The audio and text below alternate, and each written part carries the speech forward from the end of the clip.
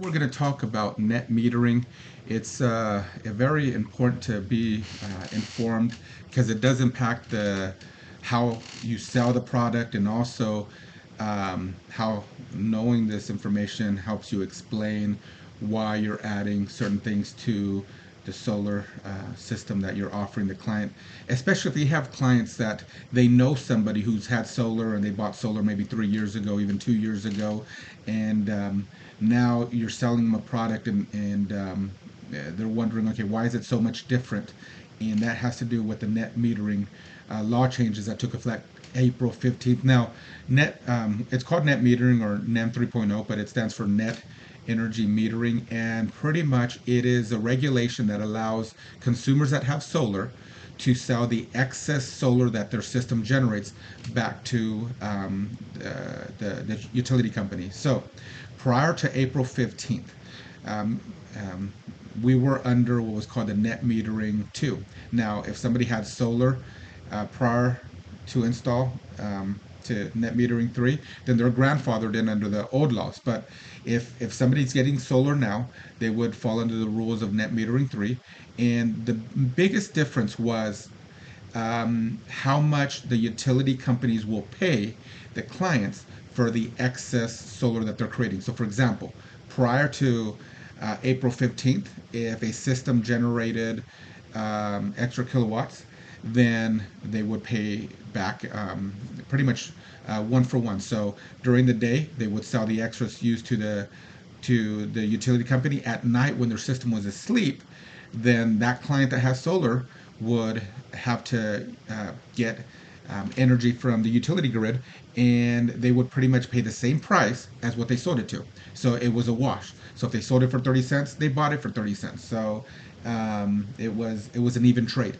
Now after April 15th, net metering 3.0, the rules change where uh, now the utility companies pay 75% less than what they sell it for. So if you're generating energy in what's called the low peak time during the day when the sun's out, then the average amount that a person gets paid is 3 to 5 cents. That's it. That's what they get paid.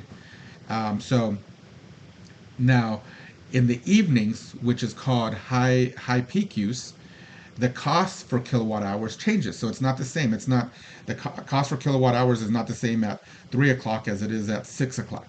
Okay, when everybody gets home from work, then the need for electricity goes up, and the utility companies sell electricity at a higher rate at high peak use. So what happens is during the day, when somebody who has solar um, sells the excess used to PG&E, they sell it for 3 to 5 cents. And then when they need in the evening and high peak, they're paying a lot more. And the reason there's not a set dollar amount because from time, sometimes they pay 40 cents, sometimes they pay 50 cents. But as you can see, that there's a huge discrepancy with what the utilities will pay and what they sell it to you. So what happens is prior to April 15th, you didn't have to have a battery. But as of April 15th, because of this net metering 3.0, you pretty much need to get a battery backup. And we'll talk in a future video about the different ways the battery can be set up. But so that's added a cost to individuals getting solar. Now, the vast majority, up until recently, the vast majority, in an article I was reading, up to 95% of people that got solar up until recently didn't even get a battery. Okay, so that the vast majority of people that have gotten solar, they don't have a battery. But now people are having to add batteries, so that adds a substantial fee to a system. So again, when you have somebody, especially if somebody that got a quote last year, and now they're seeing that utility costs have gone up, and now they see that the cost for their system is now quite a bit more. It's because now the system that would have worked last year prior to net metering 3.0 will no longer work. Anyways, it's a good thing to know and to understand. The other thing is net metering 3 affects the three major utility companies in the United States. So if you look at that picture, PG&E, Edison, and then SDGE, I think it stands for San Diego Gas and Electricity. I believe that's what it stands for. These are the three utility companies that are under net metering 3.0. There are some local utility companies. For example, in the Central Valley, they have Turlock Irrigation District and Modesto Irrigation District. Those might have more favorable terms to clients. So you want to know where they're at, and what are the guidelines for the utility company they're using. But the vast majority of California residents are under one of these three utility companies, and they're affected by net metering 3.0.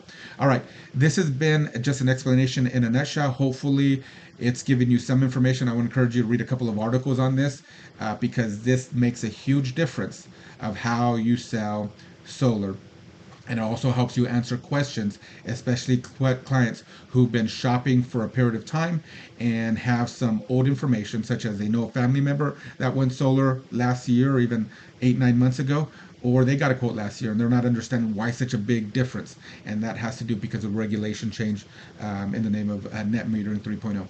All right, thanks. If you have any questions, please feel free to reach out. All right, thank you.